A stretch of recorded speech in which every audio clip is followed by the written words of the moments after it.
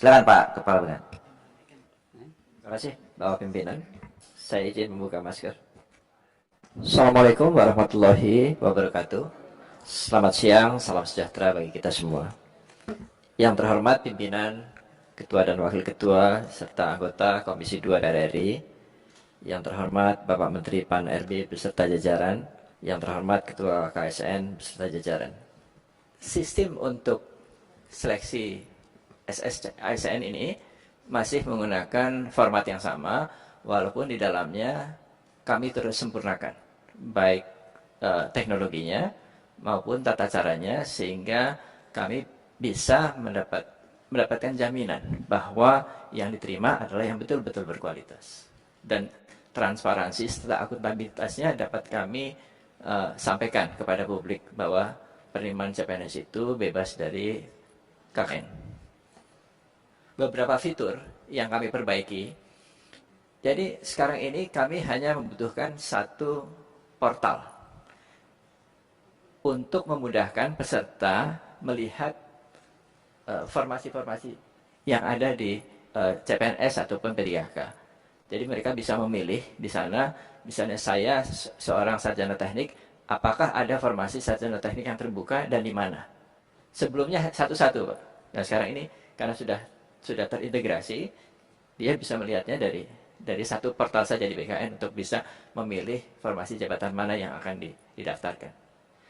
Yang lain-lain, transparansinya tetap kami buka. Sejak tahun lalu, pengumuman tidak lagi kami buka monitornya di tempat tes, karena ada masalah protokol kesehatan. Sebagai gantinya, kami membuka pengumuman itu melalui YouTube. Jadi itu bisa dilihat di seluruh dunia dan bisa direkam. Jadi ini lebih meningkatkan transparansi dari proses pengumuman hasil ujian SKD dan SKB. Berikutnya, ini tadi sudah kita lewati saja.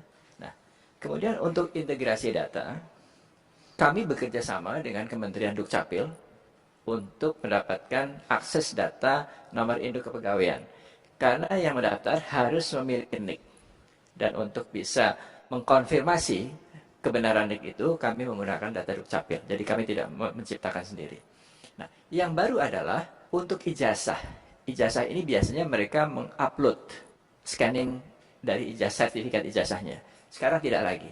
Sekarang ini kami memiliki akses ke Dirjen Dikti untuk mengakses database ijazah. Jadi kalau itu ada di dalam database, itu berarti benar adanya. Jadi tidak perlu mengupload lagi.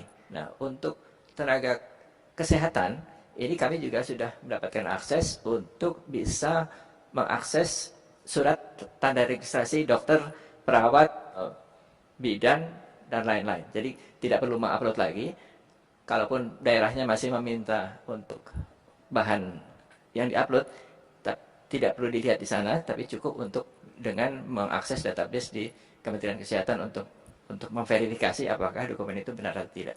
Jadi ini akan sangat memudahkan bagi teman-teman yang akan menseleksi secara administrasi. Dan juga akan memudahkan bagi peserta untuk tidak terlalu banyak mengupload dokumen. Berikutnya, untuk pendaftaran. Biasanya kami membuka pendaftaran itu pada sekitar bulan September-Oktober atau Agustus-September dalam keadaan normal. Tapi untuk tahun ini kami berharap pada bulan April sudah bisa dimulai pendaftaran, terutama untuk sekolah kedinasan. Karena apa? Karena kami tidak ingin itu disatukan agar protokol kesehatan bisa terjaga. Karena kalau terlalu banyak, ini agak sulit untuk menjaga protokol kesehatannya. Kemudian yang kedua, juga karena teknologi yang kami miliki sudah bisa untuk melakukan proses itu dengan cepat sejauh jumlah komputernya memadai. Nanti itu akan kami jelaskan berikutnya. Tapi ini sementara ini dari si April kami sudah siap. Nanti akan menunggu formasi yang disampaikan oleh Pak Menpan secara resmi kepada masing-masing pejabat pembina kepegawaiannya. Untuk PPK bekerjasama dengan Kementerian Pendidikan dan Kebudayaan, kami berharap Mei dan Juni ini sudah bisa dimulai tahapan pelaksanaannya. Nah, khusus untuk PPPK guru ini, tesnya tidak mungkin dilakukan oleh BKN sendiri, karena jumlahnya sangat besar. formasinya 1 juta orang, walaupun yang masuk baru 500.000, tapi jumlah ini adalah rekor Indonesia, Pak. Biasanya kami hanya menerima untuk ASN itu 150.000, 200.000. Tahun ini formasinya yang sudah masuk saja sudah 700.000.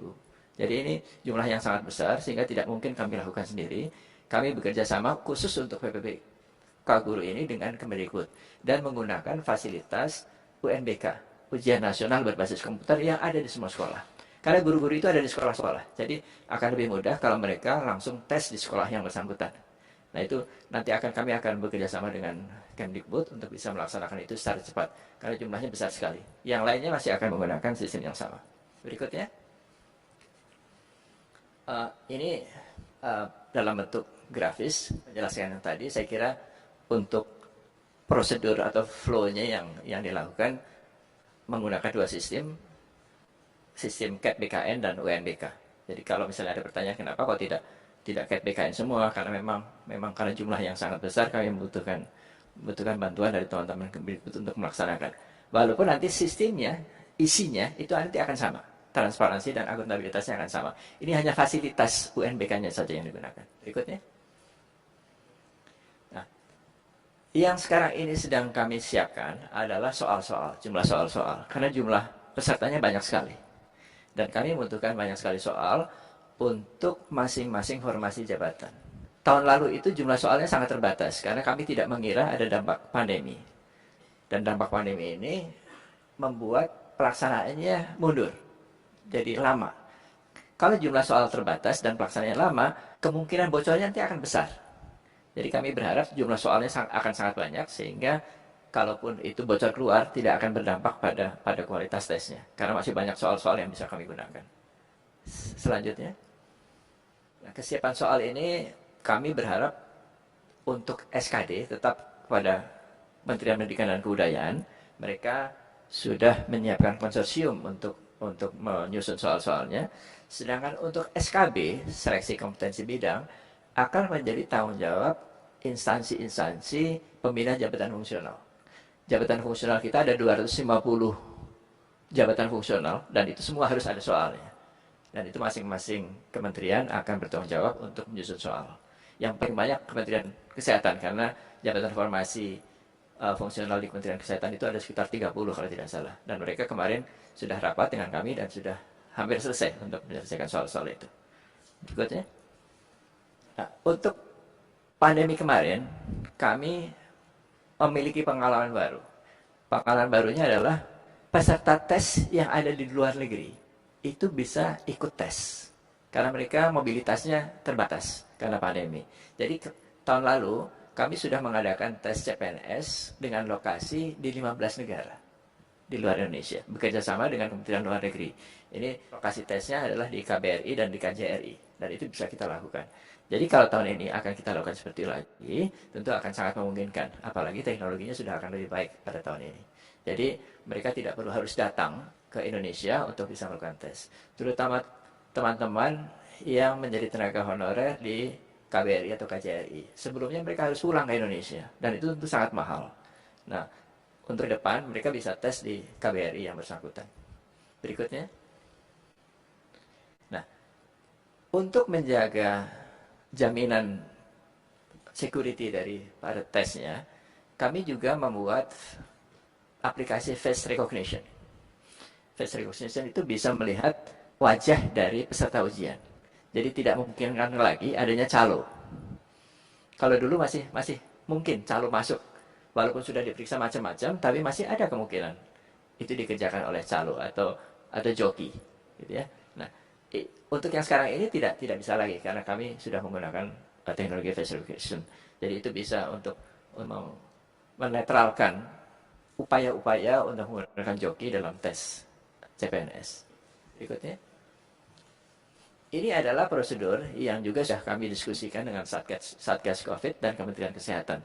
Jadi kami betul-betul menginginkan prosedur untuk tes ini juga memenuhi persyaratan protokol kesehatan.